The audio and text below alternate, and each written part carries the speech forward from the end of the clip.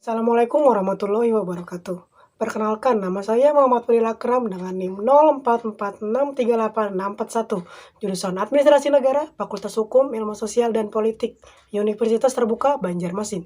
Pada kali ini saya akan menjelaskan apa itu virus corona, penyebab, cara pencegahan, dan dampaknya. Di awal tahun 2020, akibat COVID-19, dunia menghadapi krisis kesehatan global dan sosial ekonomi yang belum pernah terjadi sebelumnya. Di Indonesia sendiri, kehidupan jutaan anak dan keluarga seakan terhenti. Pembatasan sosial dan penutupan sekolah berdampak pada pendidikan, kesehatan mental, dan akses kepada pelayanan kesehatan dasar. Sebenarnya, apa itu coronavirus? Virus corona atau Severe Acute Respiratory Syndrome Coronavirus 2 atau SARS-CoV-2 adalah virus yang menyerang sistem pernapasan. Penyakit akibat infeksi virus ini disebut COVID-19 atau COVID-19.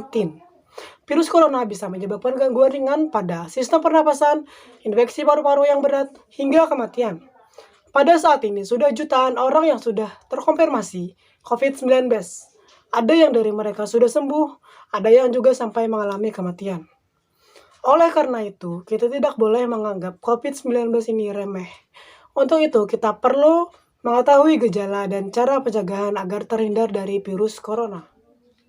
Gejala virus corona atau COVID-19, demam tinggi disertai menggigil, batuk kering, pilek, hidung berair dan bersin-bersin, nyeri tenggorokan, dan sesak napas. Gejala virus corona tersebut dapat bertambah parah secara cepat dan menyebabkan gagal napas hingga kematian.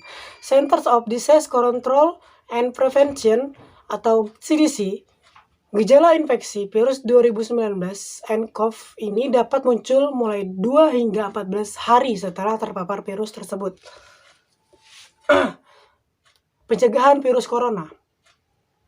Pemerintah sudah melakukan segala cara untuk mengurangi penyebaran virus corona ini, seperti melakukan pembatasan sosial, wajibnya vaksin, dan tes PCR. Cara terbaik untuk menghindari penyakit infeksi virus corona adalah melakukan tindakan pencegahan secara aktif. CDC menyarankan setiap orang melakukan tindakan seperti rutin mencuci tangan menggunakan sabun dan air mengalir selama setidaknya 20 detik. Apabila tidak memungkinkan atau tersedianya air dan sabun, bersihkan tangan menggunakan pembersih tangan berbahan alkohol. Yang kedua, hindari menyentuh hidung, mata, atau mulut, terutama bila tangan masih kotor.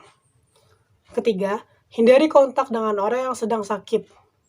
Keempat, tetaplah di rumah bila sedang sakit. Kelima, tutup mulut dengan tisu atau dengan menekuk siku saat Anda batuk atau bersin. Yang keenam, hindari kontak dengan hewan ternak secara langsung. Yang ketujuh, hindari bepergian terutama ke daerah dengan kasus infeksi coronavirus. Yang kedelapan, hindari mengkonsumsi daging yang belum matang sempurna. 9. Menjaga nutrisi dengan mengkonsumsi makanan yang bergizi seimbang. Minum air putih dalam jumlah cukup dan istirahat cukup. Juga dapat membantu menjaga kondisi tubuh agar tetap bugar dan terhindar dari infeksi virus corona. Dampak coronavirus. Coronavirus memiliki dampak yang luar biasa terhadap negara kita, seperti harus menjaga jarak, menggunakan masker, dan lainnya. Selain itu juga, corona juga berdampak pada bidang pendidikan. Kementerian Pendidikan dan Kebudayaan atau Kemendikbud menyatakan bahwa sekolah atau pendidikan lainnya menyelenggarakan sistem pembelajaran jarak jauh atau online, yang kini bisa disebut School from Home atau SFH. Dalam perekonomian juga memiliki dampak seperti keuntungan yang diperoleh pelaku usaha mengalami penurunan akibat wabah COVID-19 ini, baik dari sektor pariwisata maupun sektor penerbangan, seperti penumpang atau kebijakan social distancing. Di sektor industri pabrik, produksi juga mengalami penurunan akibat banyaknya karyawan yang di-PHK serta dipulangkan oleh perusahaan hingga mengakibatkan banyak pengangguran. Ini juga penyakit COVID ini juga yang menyebabkan banyaknya muncul pengangguran di Indonesia. Waralaba atau warung kecil juga diberikan kebijakan pemerintah yang biasanya buka dari jam 8 sampai jam 8 malam dikurangi jam bukanya.